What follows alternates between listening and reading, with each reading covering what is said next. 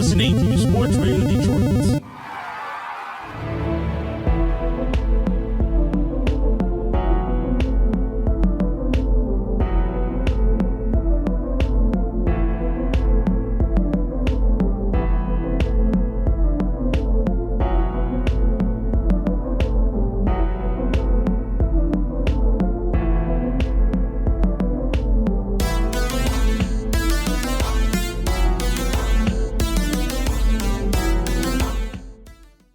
Welcome to Grave Discussions. I'm your host, Barnabas. And I am your co-host, Samael. Welcome to episode number 61. The power to rule. Uttered by now a legendary character in literature and in fiction, the Great Griffin, from The Invisible Man, which we're going to be discussing today.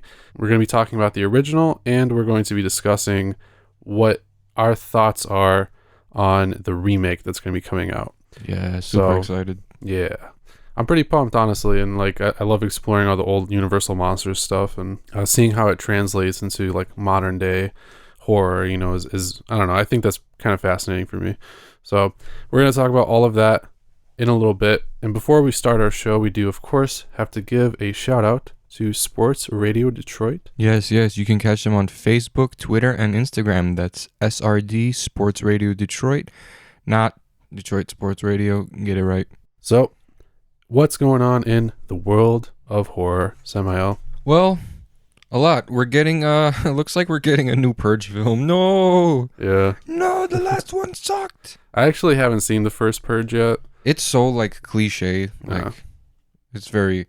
It's like, it starts off in the hood, and like, they get like, I don't know, it seems like it was written like by a white dude who was trying to like, I understand black people, like it was one of those, like, cringe. Okay, gotcha.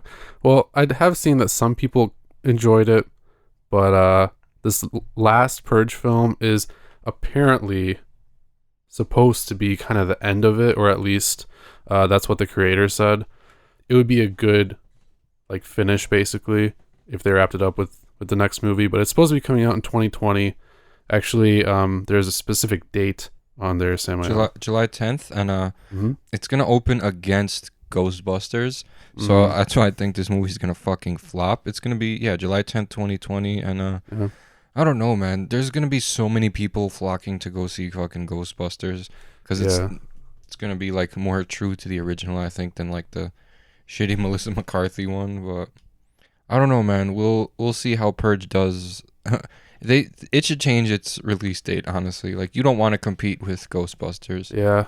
Because there's so many cult fans of it that are just gonna like flock in to see it regardless of if it's objectively good or bad. Yeah, I was gonna say, I mean, I think that if the trailer is just like hot dog shit, then maybe not as many people would go see Ghostbusters, but it's still a tall order because the name alone invites so many fans. So that's when that's happening. Plus everyone knows Ghostbusters, not everyone knows The Purge. Yeah, The Purge is fairly popular, but it has nothing on it. So next up, guys, another remake announcement, but this one is about a bit of a more obscure horror film, Witchboard, and it's being remade by the director of Nightmare on Elm Street, Dream Warriors, and The Blob as well, Chuck Russell. Honestly, Witchboard, the 1986 one, was good for the time. Let me say that. It's one of those movies, like, all right, you can't really enjoy it now if you're not a fan of like cult horror, because it's kind of like, it's just very tame compared to the stuff we see today in terms of like supernatural movies. But as far as remaking Witchboard, I don't think it's gonna do well because we already have all these fucking Ouija movies, like Ouija 1, Ouija Origin of Evil, Ouija House 3, Ouija 3, that's not even part of the real, like... Ouija Experiment or whatever the fuck. I don't know. With all the cookie-cutter, supernatural, haunted house, Witchboard stuff that's coming out today, I think this one's just gonna, like, fall into, like, anonymity. No one's gonna be like, hey, Witchboard, the remake? Like, no, you're never gonna hear that. I'm sorry. Like... As much as I like the original, it's not going to work. Like, it's just going to be another one of those cookie-cutter supernatural movies. Yeah, because right now, like, the standard is probably Ouija Origin of Evil. That one was actually pretty alright. yeah, like compared to the other shit that Hollywood spit out at us. Yeah, I mean, the good thing about this project is that Chuck Russell is on board, and both of the movies that I mentioned are great movies. So I have faith. But with that being said, some older directors maybe are not quite ready for the modern day scene just yet, and that actually brings us to the first of our trailer announcements today. We do have another article to go over, but it's actually related to what we're going to be discussing in our main segment, so I'm going to save it for now. But this first trailer comes from Tom Holland, and no, not Spider-Man, the director of Fright Night and Child's Play.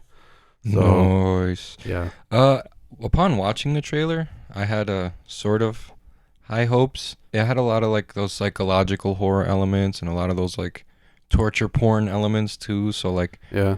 there always is some sort of like psychological struggle with like a serial killer, especially like we see in the trailer, one in recovery, I guess you want to call it. Yeah. But I mean, it always ends bad. Yeah, so the gimmick in this one, and we failed to mention the title so far, but it's rock, paper, scissors, and that's kind of the whole gimmick behind this movie, is that this killer plays rock, paper, scissors with his victims, but they show him in the trailer cheating and still like killing this girl or whatever. Yeah. So I don't know. I think that whole aspect is honestly kind of dumb. I'm not like super excited for it, but I mean the psychological elements look like they could be done pretty well. So yeah, I mean it's pretty cool premise apart from the rock, paper, scissors thing too, because it's like, okay, obviously the serial killer who just got out of therapy or something is probably going to kill again.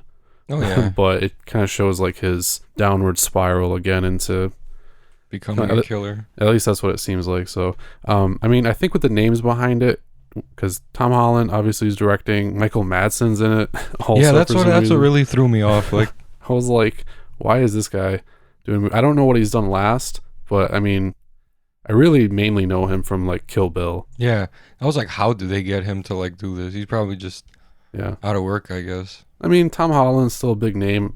Oh yeah, I would imagine he still has some pull, but I just didn't know that Michael Madsen was still doing movies. Unrelated, I wanted to tell you this, but I forgot. I wanted to add it to the news. Saw 9 is in the works. Oh, really? Yeah, wow. Saw 9 is in the works. Interesting.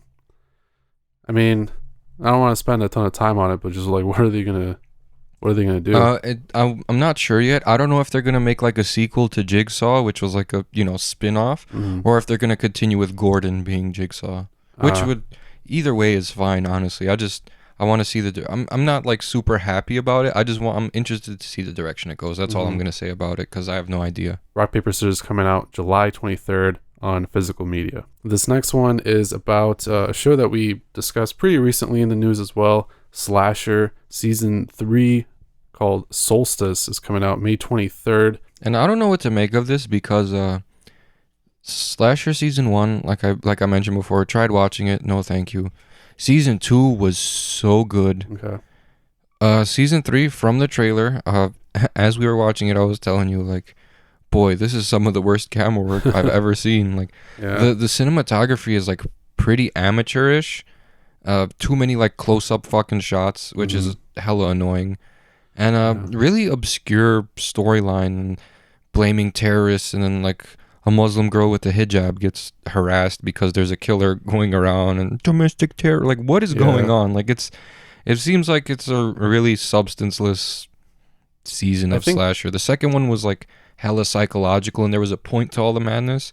This one, from the trailer at least, it seems like it's going to be extremely dull. Given the synopsis, it sounds like what it's going to approach is like, if you do nothing and say nothing when something bad is going on, then you'll get what's coming to you, that kind of thing. Because that's what the whole premise is. Like, somebody gets murdered, and nobody like helps or calls the police or anything, and then like a year later, the killer comes back and is targeting these people, and they're all residents of like an apartment complex or whatever, and the whole thing is that they're all so diverse. There's like Muslim people, and then there's like white nationalists or something. So I guess they're going to try to mix those kind of socio-political, Great. dramatic elements. We need into another it. one of those fucking movies. Just make Yeah. horror. What the fuck? Yeah. I just want to see teens and tits and getting butchered at campgrounds.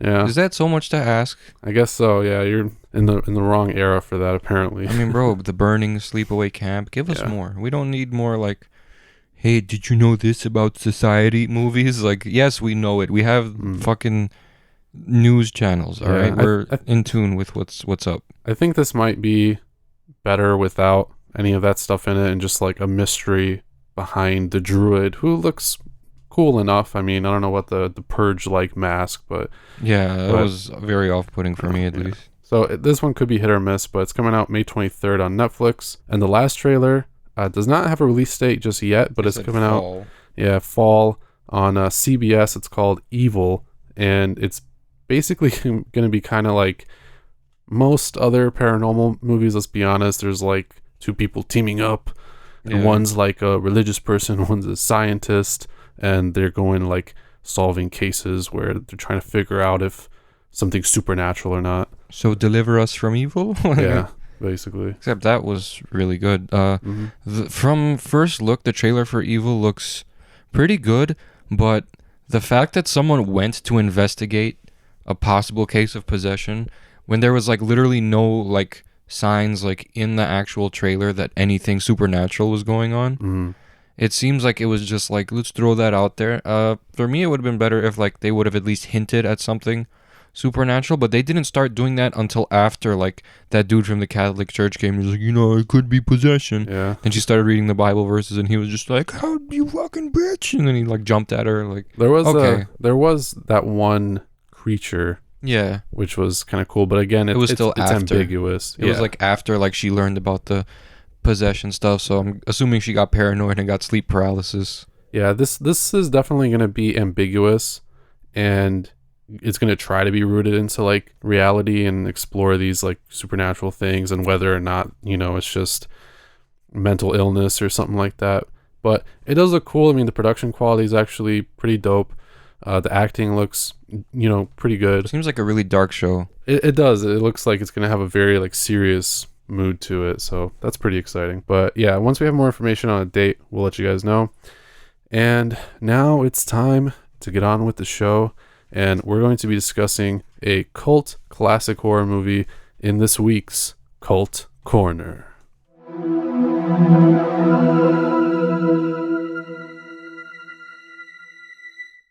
And in this week's Cult Corner, Fright fans, we have a true classic, and Yes. and actually the oldest movie that we've talked about on the show so far, The Invisible Man.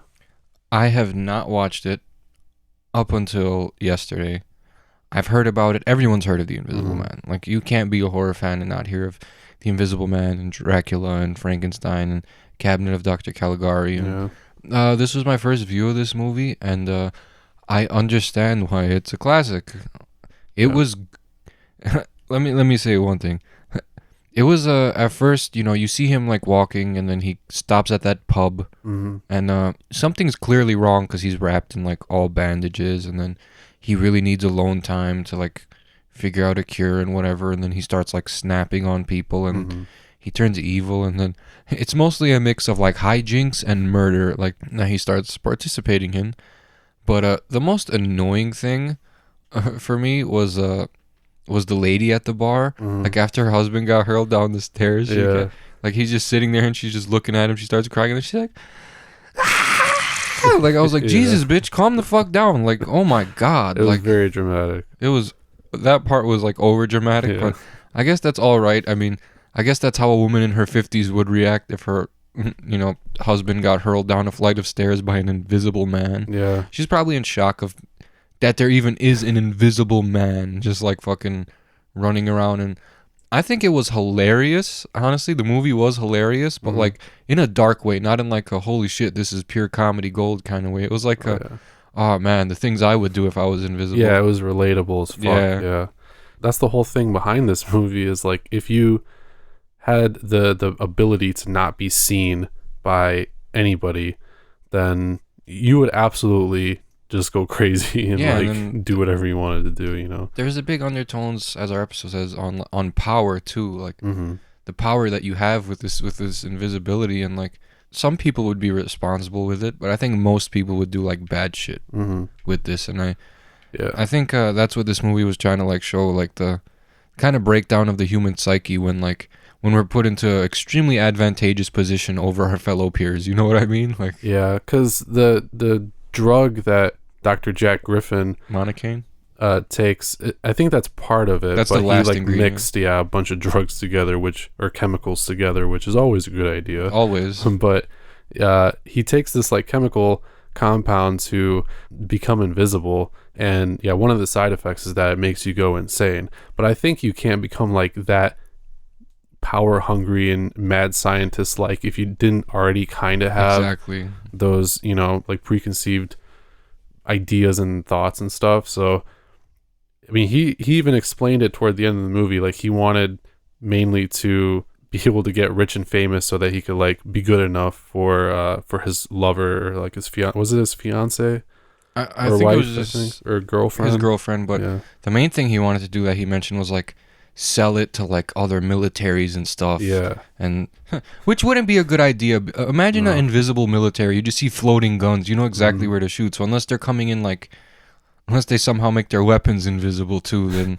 it's pretty much useless. Like even if you're invisible, you're going up against a whole army of people with guns. Sure, you can like jump out at them and like grab them and choke them, but what are the odds? You know, I think the whole thing is just that like you can infiltrate other countries and just wipe people out while, you know, when they're not aware of you or something like that. But yeah, the whole thing was shrouded in this like desire for world domination, which was super cool. And you know, we don't really see too many movies like that again, but I mean, this was one of the I think like one of the earliest movies, and then throughout like the 40s and 50s and stuff, we saw like more and more of these mad scientist like movies, and they all had these ideas of world domination and about power. So I mean, The Invisible Man, as far as I know at least, was kind of like, you know, revolutionary in that aspect, which is cool. And it stands out compared to the older like Universal monster movies because they were all in like a gothic setting and all this stuff. This was like at that time modern. It was like in the village. Yeah. It wasn't like in some castle in Transylvania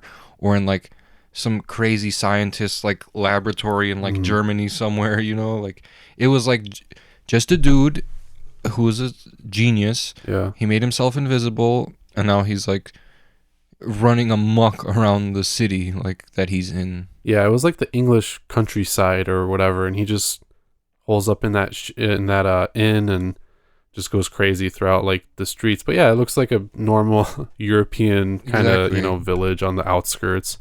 And I mean, it takes place in the 30s as well. The original novel actually that the movie's based off of took place in the 1890s.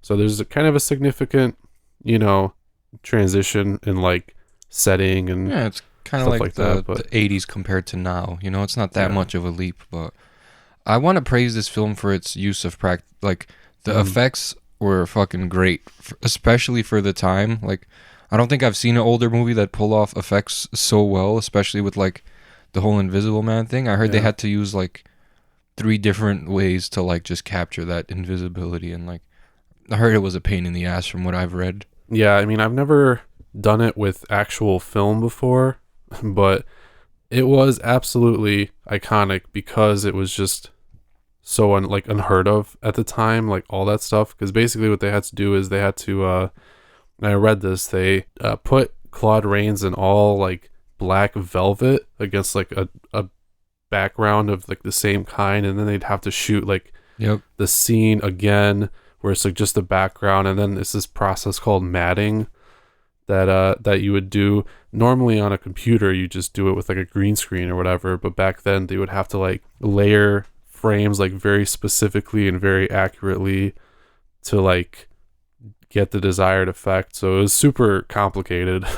And the fact that they were able to like pull it off like honestly really well, I was impressed. is super cool. Because even the first time where you like just see the bottom of his mouth is invisible, like it looks legit. Yeah, it was legit as fuck. Like I have to praise the director, and I hope this gets like a Scream team or like a at least or a Scream Factory Blu-ray release. You know, Yeah. I would love to see this and make it in color. Why not? You know, it did have a certain charm being black and white. You know, but I feel like it would be better in color. Like, sure, you feel like hella old and like you're like, wow, this is super retro. But yeah, I really want to see it in color. I have nothing but good things to say about this movie, honestly. Besides like the whole lady screaming. Yeah.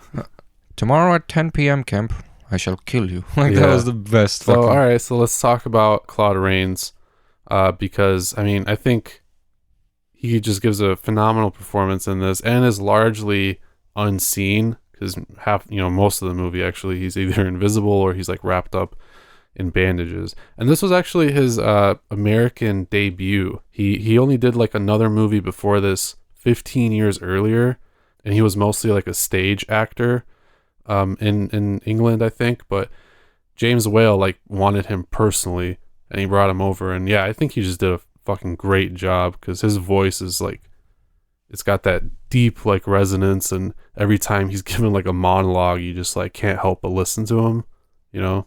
The best part was it was pretty funny. He's like, don't try to fight me. I am strong. Yeah. I will strangle you. Dude, we saw it because like when he was going up against the police in that scene later outside, he like picked that guy up by the legs and just was like twirling him around. I think he was spinning him around at one time, and like you can't just do that to a grown ass man, you know. Yeah, I thought like it was very weird considering like all he did was make himself invisible. But once they said like the potion had different effects as well, he probably had a like increase in muscle fibers. And like he was just like hella strong, because like you see like there's a lot of people like they look like me and you know, kind of chubby, but like they have like hella muscle fibers and they can like lift and throw like heavy objects like with ease, and they're like just naturally strong, and that's what happens when you have a lot of muscle fibers. Yeah, I mean he's kind of like a stocky guy too, but no, I think that the drug kind of like made him stronger somehow. Yeah, he wasn't like a tall dude either. When he was with his chick, she was a good like 5'6", 5'7". He was only like an inch or two taller than her. It looked like I would say like max he was like 5'9". Yeah, I don't think that they really gave Claude Rains like the Tom Cruise treatment too much back in the day, but he was a notably like pretty short actor, but he just had that like gravitas and I mean the acting chops like for real, which is why he was so popular. His voice was like, it sounded villainous. You know what I mean? It wasn't just like a blah, blah, blah. He's like, I'm going to strangle you. Like he was like straight the fuck up, real as hell. That's what I really liked about him. Like, and he said everything that was on his mind. You could tell, because why not? And like, it sounded like the rantings of a fucking madman. But yeah, I think like I think people are severely like overestimating his genius throughout the entire movie. That was the thing. Like they even mentioned, let's cover the roads in tar, and we could tell when he steps on. It's like, no, he's not an idiot. And as you could see, he followed Kemp around all day while he was changing to the police uniform and everything. He knew what he was doing. I think where he kind of lost it, and this isn't like a fault in the writing or anything like that, because I think that he was obviously very egotistical, so he wanted revenge, but like he could have just not chased Kemp around and gone and done something that was like relevant to his plan. Exactly, but he needed I think it was more to like send a message. Yeah. The best part is he was like talking shit to Kemp, and he's like, and you're a rat too. Like he's like, I always knew you were a rat. Like, yeah, because he betrayed him. That's the only reason why he went after him. I mean, I wouldn't have betrayed him. Like, dude, this is the thing about friendship loyalty. If that's your friend, I don't care if he becomes an invisible madman. I got his back. You know what I mean? If you came to me, you're like, yo, I'm invisible and I'm about to take over the world. I'd be like, all right, you could stay here. Yeah. I wouldn't be like, I'm going to call the police on Barnabas. Like, you a real one, Samael. Yeah, see? Ain't no snitching, cuz. Ain't no snitching. I mean, the 30s was a weird time. Plus, I mean, everything done in like that era was just super dramatic. So it was some parts are yeah. I mean, even just the way that like, you know, because there's always those. It was, yeah. But I mean, there's always those like, you know, high class women that are just very eccentric, and all the men are very like, hello, sire, or whatever, you know, wearing fedoras and shit, like like bowler hats and just suits all the time, or like the paperboy hats. They have like those like they're all wearing suits at all times, like yeah. But that was the culture back then, and that's how it was in Hollywood. It was very like strictly regulated and everything like that. And I mean, that's why the Universal monsters were a breath of fresh air. And you asked me actually, like, would I consider this a horror movie? And oh yeah, after watching this, yeah, I think so. I mean, sci-fi horror. The scope itself is horrific because like he probably could literally take over the world if he like really committed to it. Not modern day, because we have like thermal day. sensors and stuff like that. Yeah, but I mean back then, yeah, why not? No, who's gonna know? Like, who's gonna actually be able to find a way to see him? Right, like I don't know. The thing at first I really liked though was like the police dismissal. They're like, there's an epidemic going around where people are seeing an invisible man. Yeah. There's an invisible man running around, and if you have it, you are showing symptoms of a new illness. No, that was a cool. I mean, because everybody would be skeptical at first. Fuck yeah! There's an invisible guy running around. Yo, eat a dick. Like that would be my first fucking response. You know what I mean? Yeah. But then like you see him just walking around in like only pants. Yeah. And that one lady is just like screaming and running around. I think that was a perfect representation of him losing his sanity. Yeah. Like as the film progressed, he started like doing more. Like at first you see him break, and then he like starts fucking with people. And then, like, I think the more and more you see him, like, instead of killing people, just fucking with them, like, you see his, like, mental state deteriorating more and more. Because, like, why would you just want to be a pair of pants dancing and singing after a lady just to harass her? You know what I mean? Like, we see his, like, complete mental deterioration, too, fantastically throughout the entire movie. Like, and I felt like the movie was perfectly paced, too. I didn't have any issues with the script because, it was the 30s. I love the pacing. The movie was like an hour and 10 minutes only, which was fine. Yeah, it wasn't like I didn't have to like sit and be like, all right, now let's absorb like 2.5 hours. It's not like watching Suspiria, the new one. Yeah. And honestly, man, this movie has like rewatchability too. Like it's not just one of those like one and done. It's like I'm definitely gonna revisit this, and this is definitely gonna be in my like the wintertime horror movies. You know what I mean? Along with like Black Christmas and Silent Night, Deadly Night, and I'm really mad that I haven't seen this up until now. Yeah, and it's cool because it's got that like snowy atmosphere to it and everything. So those are the best. Yeah, I mean, hey, this movie was awesome. This is one of James Whale's first movies, cemented him as like a phenomenal director, and happened right after he did Frankenstein too. So shit. I mean, he already knew what he was doing in the mad scientist realm of things. Oh, he's the king of that shit. Yeah, and then Claude Rains, of course, just became super popular after this movie as well, and now it's considered iconic, and we have seen some adaptations of it, but I heard the TV show only had like 2 episodes or some shit. Oh, for real? I was like reading some like things on like these horror pages, and I googled like Invisible Man TV show, and someone's like, why can't I only see 2 episodes? Like, maybe they're just locked or something. And they had a short film from like 2018, the one I told you about. Oh, that was a short film? That one was horribly received. 3.4 out of 10. Okay. Yeah, I thought that was like a full-length film, but I don't know. There was actually a sequel, and I think another sequel to the original, and then some, random adaptations. But this one coming out now is by Universal. It's like an official remake, and we're going to dive more into our thoughts on that right after this short break. So stay tuned and listen to a couple words from another SRD show. Do you love pop culture? Discussions about pop culture?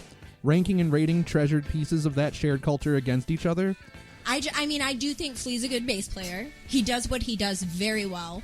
And like I said, he's like a rock star, He's eccentric. And what is so funny? I just didn't know he talked so long about Flea. I didn't know anybody had so many feelings. I do. So many I got feelings. yeah. Music, movies, television, food, sports, pro wrestling. We are the determination of what is over or underrated across all fields of greater cultural consumption. Subscribe and review on Apple Podcasts and Podbean, or visit us at sportsradiodetroit.com. Over, under, fair. Your final word in pop cultural relevance.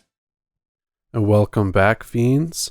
So in our main segment today, we're going to be discussing kind of our ideas and theories possibly behind the new Invisible Man remake, which is being directed by Leigh Whannell and produced by Blumhouse.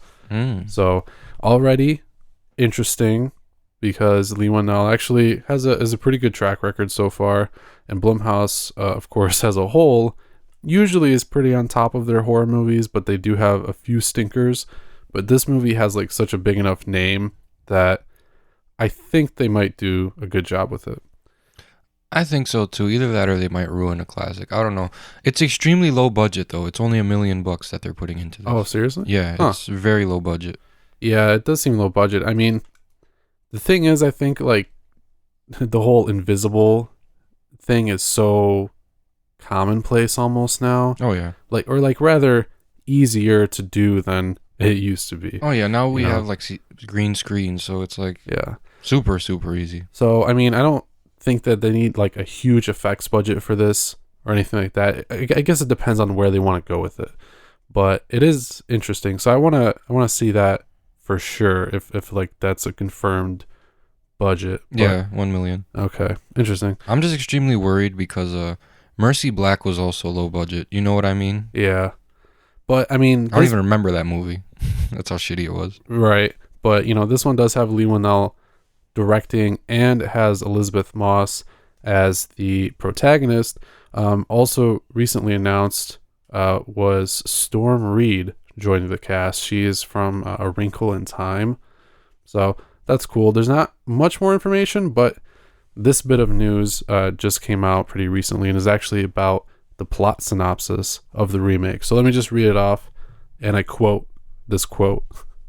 The film follows Cecilia, portrayed by Moss, who receives the news of her abusive ex-boyfriend's suicide. She begins to rebuild her life for the better. However, her sense of reality is put into question when she begins to suspect her deceased lover is not actually dead. So, quite a bit different plot from the original. Oh yeah. But what do you think about it? I think it's gonna like. I think at least like 3/4 of the movie is gonna be like mystery. Like, yo, is he invisible? And then like in the last like quarter of the movie, I think he's gonna like make himself known that he's been like just living at her house and watching her. I think most of the movie is gonna be like, just her like just living a regular life, but then like she'll notice like a few like obscure things going around her house, like keys are put in different places, and like kind of if you've seen When a Stranger Calls Back, that guy's not invisible, but he like paints himself like the color of the walls and he hides in the apartment, like. So like I think it's gonna be similar to When a Stranger Calls Back. I don't know if you've ever seen it, but Not that one specifically, but I can get what you're going for. Yeah. Okay. I think that there might be a kind of like a plot line along the lines of he basically fakes his death after somehow becoming invisible. I don't know if they're going to go with the whole mad scientist angle. I think somehow he's going to just knowing get the Blumhouse, ability to it's gonna be supernatural. probably. So somehow he's going to gain the ability to become invisible. He's going to fake his own death somehow, and they're going to believe that he's dead. And then he's going to come back. But I feel like they're almost going to take it initially in the way of like a paranormal film, kind of like you were saying, like just some random things here and there. But I think he might start like hitting her sometimes or like leaving scratches on her or something to the point where she thinks like, oh shit, like there's a ghost. You probably, yeah. Because it sounds It's his like ghost. Yeah. yeah, because it sounds like it's going to be taking place like in this house and might not have sort of the grander scale of like the original movie where, I mean, it took place all in this, like this village, but the idea behind his motivation was global. You know what I'm saying? This one, I don't know what the motivation is going to be. It sounds like it's just going to be a dickhead boyfriend kind of a thing. Yeah. But I'm really curious to see like which kind of direction they go with it, because they could either go like really dark drama, mystery, like you were saying, or they could try to take it down some kind of supernatural route. They might do both, I think. Yeah, like a mixture. That might actually work out, but if they go just the supernatural jump scary route, I don't think that's gonna work. I think it needs mystery and suspense. Like that's what a lot of paranormal movies are even like missing. It's always just like, oh, we're being haunted. Hey, look, I found this thing in the attic that says the serial killer used to live here. Oh, so it's the serial killer. All right, let's call a priest. Oh no, priests can't come help us. How about this guy who used to be a priest? Like, you know, it's. Yeah.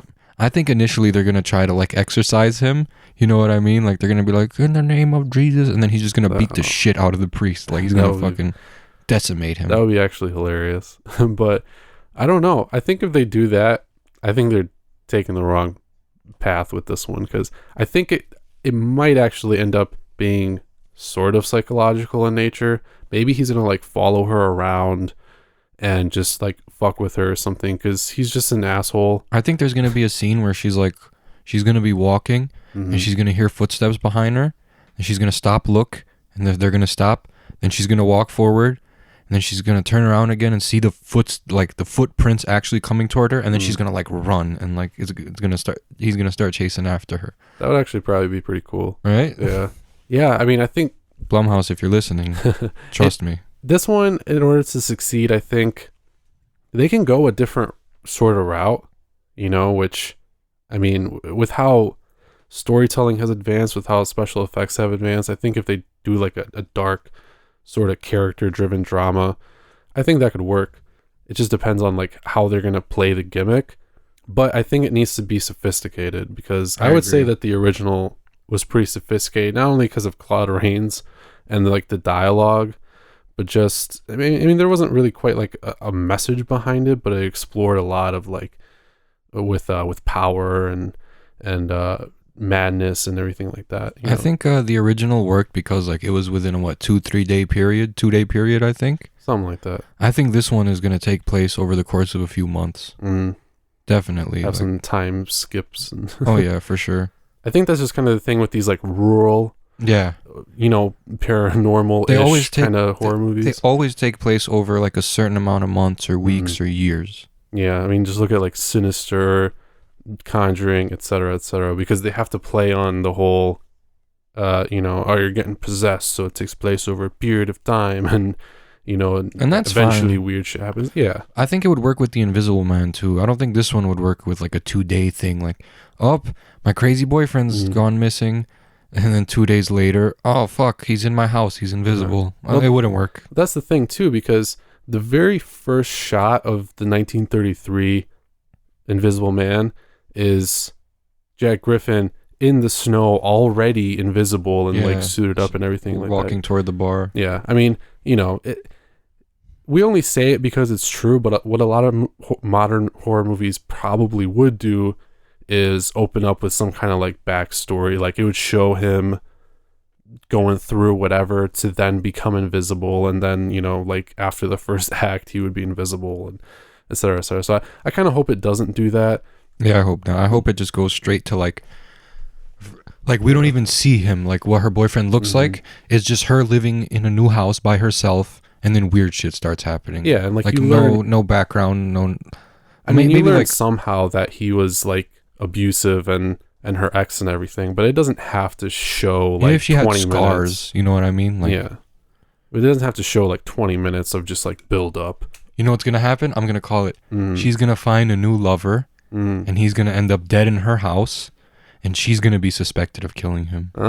That would be, because he just hates her and he just wants her to suffer. Yeah, basically, he doesn't want her to be happy because he's like a controlling asshole. Yeah, that would be interesting, because one of the things that the original does in some capacity, but not like really fleshes out, is the relationship between Griffin and Flora. Yeah, it was kind of just really like they barely touched base on it. Like we saw her like emotional distress when he went missing, and then we saw both of their reactions when they finally saw each other again, and then at the end of the movie. So it was just like, realistically, it was just 3 different scenes. Like that.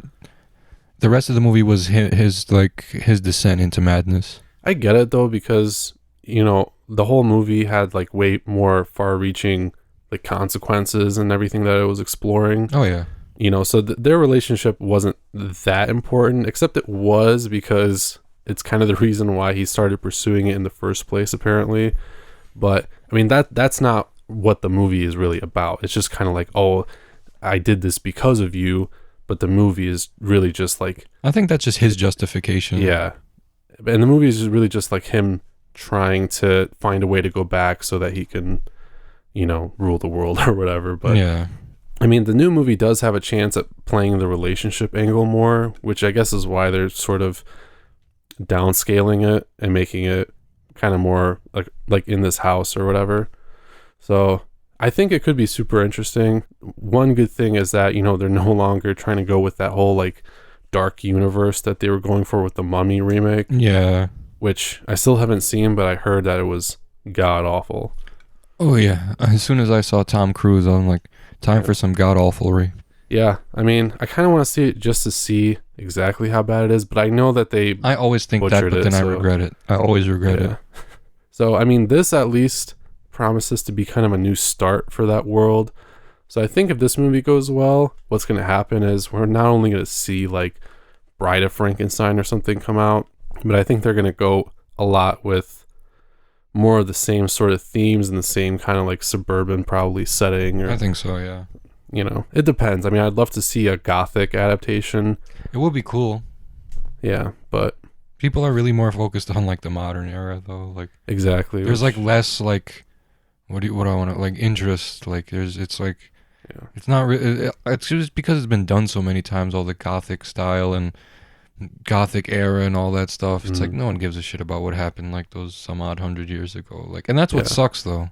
That's what sucks though, because like there's so much that can be done with like with a gothic setting and like these gothic themes, but no one's really like ever like capitalized on like that, especially in modern days. Like, I mean, I guess you could say Crimson Peak, because that shit was fucking fire. Like, that was one of the best movies I've watched in like the past like 5 years. So, but again, I mean, that was set also back in the day. So, I mean, I think to have a modern horror film that's like intrinsically modern but take place and have that same vibe, it would be difficult, but it would be super cool. I'd love to see that. I don't think it could be difficult. There's still motherfuckers in Transylvania and shit living in castles and in like, you know, the Netherlands and all those really like weird, like creepy European places. You know what I mean? Especially the Germans, those fuckers. Yeah, you fucking creepy bastards. That was good, but yeah, I know what you mean. Invisible Man just fits because, like we were saying before, that was one of the Universal monsters that didn't really fit that gothic mold, so that makes sense. But going forward, I mean, you know, if you wanted to stay true to the spirit, it would make sense to do something in like a gothic setting. But I mean, I guess we'll see what happens. If this movie bombs, I don't expect, you know, very many follow-ups, but we'll see. I'm, like I said, Leigh Whannell's behind it, and I have faith in the guy. So I think it'll be interesting to see some stills and like what they're gonna do with the effects, because I think I'd still like to see a lot of practical effects. Maybe not like, you know, wires pulling clothes and stuff, you know, because it was cool in the 1933 film, but it was pretty obvious still. Oh yeah, that they were just yanking on stuff. But you know, I think they could do a good job with it, so I'm excited. I'm really excited too. Honestly, once I read the whole thing, I imagined that she would move somewhere to like a really obscure location after like her boyfriend died, and like for some reason I imagine her being in like a old like gothic-y type mansion. That's what I was thinking too. Like that's like my brain immediately imagined like dark house, she's on the second floor, there's a giant kitchen, she's looking out this giant window into the horizon and she could see like hills and mountains and stuff, and she's just in the middle of nowhere in this giant mansion, and then shit starts going weird. She starts thinking it's haunted, but then near like the, you know, the last act, basically, however long the movie is, whether it be the last third, the last fourth, the last fifth of the movie, I think Blumhouse can do it if they make this a slow burn. Like, I think it'll be successful. Like, there needs to be more suspense and mystery in Blumhouse movies rather than just really explicit explaining and just jump scares. Like, because they have like hella potential. Because I mean, we've seen The Conjuring, we've seen Insidious, we've seen everything, and it's just, those were successes because for a reason, because they actually built up suspense pretty well, I would say. Maybe not the sequels, but those originals were really good. So I don't know, I'm pretty excited to see The Invisible Man. I want to see what route they're going to take with it. Like, they should listen to this podcast and like try to steal a few things from us, but I think we kind of need some credit for that if you guys do that. Yeah, Jason Blum, hit us up. So yeah, guys, once we have more info about it too, we'll let you know, because there's no release date or anything like that, and only 2 casting announcements have been made. So Yeah, we'll see what happens with it. There's a lot to theorize, I think, about this remake, so we'd love to talk with all of you about it. But yeah, let us know your thoughts. And we're going to actually move on to our final segment, where we're going to look at a new movie and let you guys know if you should see it or not on The Chopping Block. In this week's Chopping Block, we have a new horror film that is actually not out on streaming services yet, but they did just release a Blu-ray of it, and it's called The Fear Footage. Yes, I learned about this through my Shape of Horror 78 Instagram. Mm-hmm. The Fear Footage Instagram actually left me a message, like not a message, a comment on one of my pictures. They're like, "Can you find out what happened to Detective Deputy Leo Cole? Mm-hmm. You know, message us if you know anything about it." And I went to their site and I was like, "This looks pretty sick, like a found footage. There's a cop missing movie." So I was like, "Fuck it, let's do this." And I bought it, and I'm holding it right now. It came in an evidence bag with a bloody letter and a missing photo of Deputy Leo Cole. And the premise is, on April 19th, 2016, Deputy Leo Cole of the Dark Bluff County Sheriff's Department was dispatched to 11628 Hang Manor Road. He was never seen or heard from again. Footage was recovered from his body camera. Mm-hmm. This footage is property of the Dark Bluff, Maryland Sheriff's Department, and the disappearance of Deputy Leo Cole is still an ongoing investigation. Any authorized reproduction of this footage is prohibited. Warning, this is not a film. This footage contains imagery that may psychologically affect you. Do not watch in the dark. Do not watch alone. Watch at your own risk. You can find it on thefearfootage.com. It's unrated, and that's where I got mine from. But the premise for me was interesting enough for this movie. And, I ordered it. Took maybe 4 or 5 days, and I got it in the mail, and I opened it. It's in the evidence bag. I was like, what the fuck is this? And I opened it, saw all this stuff. Initially, upon watching it, like right off the bat, like some crazy shit's going on. So apparently this house that was like demolished reappears. So they called Deputy Leo Cole over there. It's like, yo, go check it out, man. You're the guy. And he's like, all right. Yeah.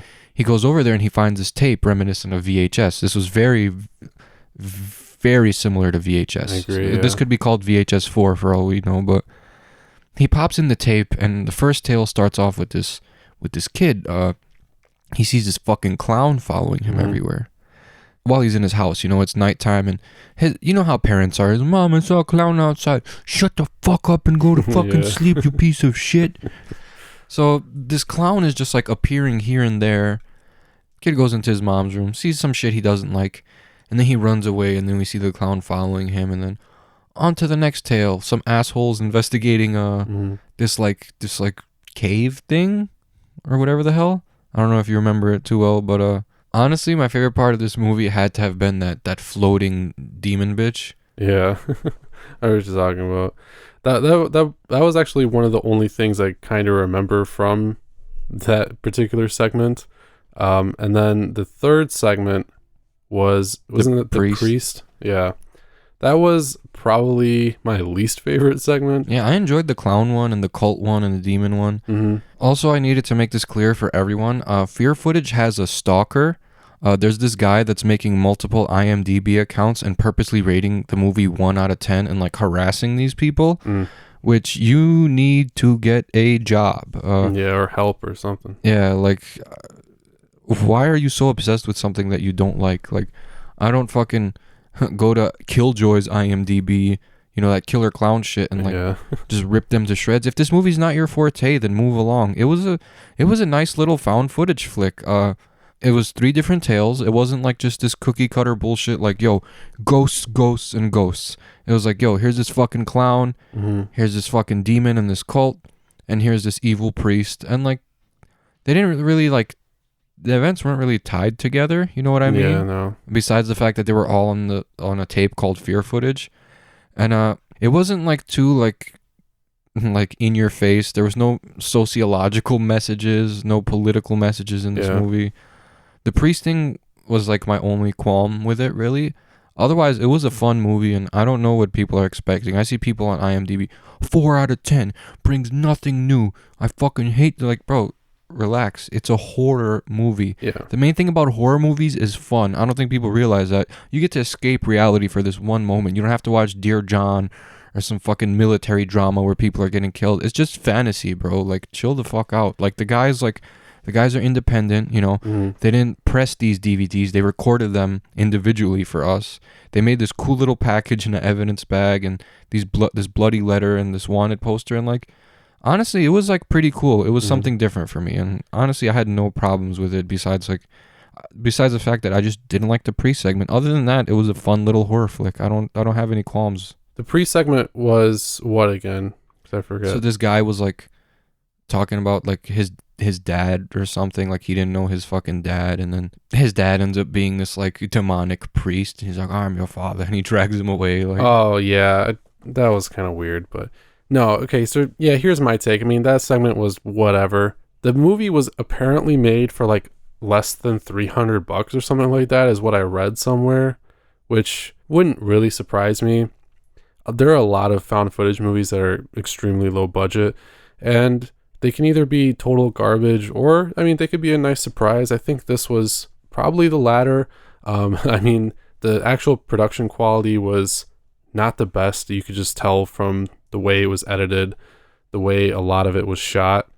It was a fairly amateur production, but it didn't really hinder it too much. No, it was because it had its charm, bro. Like, yeah, the thing that these movies can do really well is even with such an obviously like low budget, if you can like provide the jump scares well enough, then I think you have a pretty solid like found footage flick, because found footage movies like this are all pretty similar in most regards. I mean, you can kind of tell what's going to happen, but a lot of movies don't market themselves like this is real, which is really cool. So I mean, I really appreciate the marketing stance, and the fact that it was like a personal outreach. The guy who made the movie like reached out to me on Instagram. He's like, hey, you know, in a marketing way, he's like, I think you might like this movie.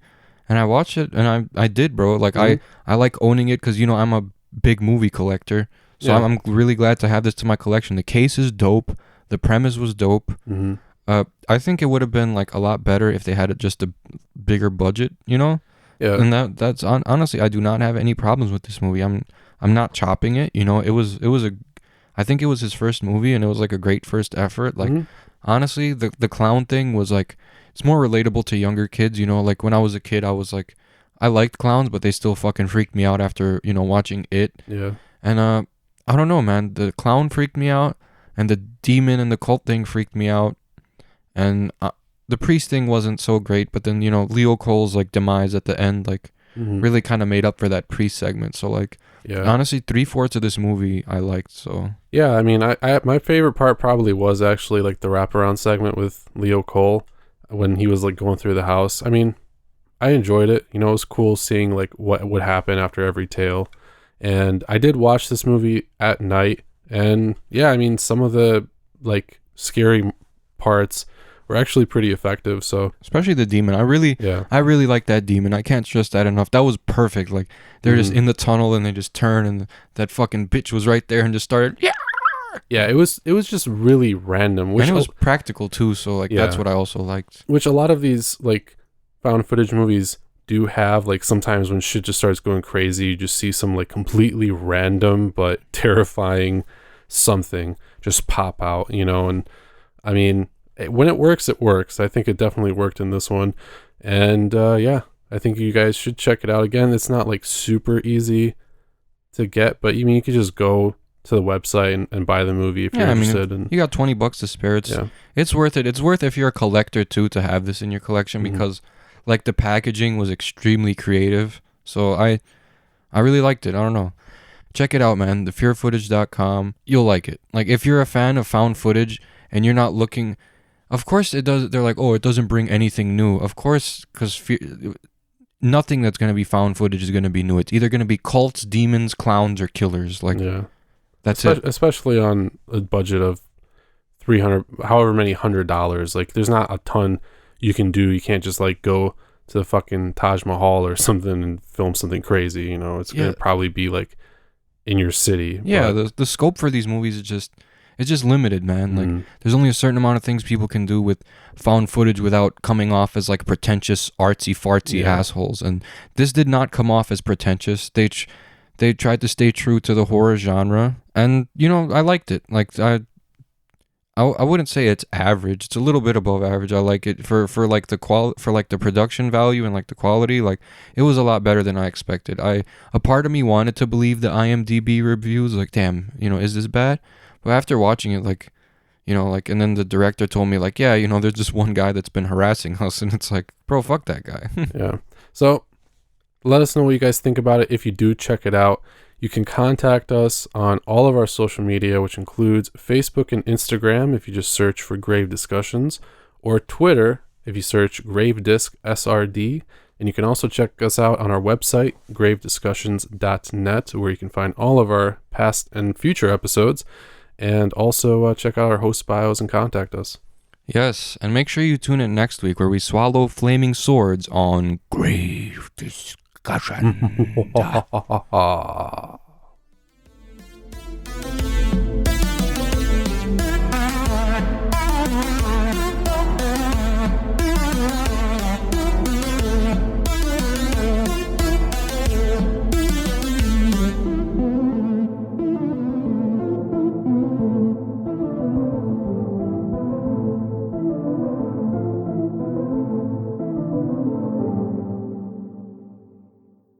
This has been an SRD production.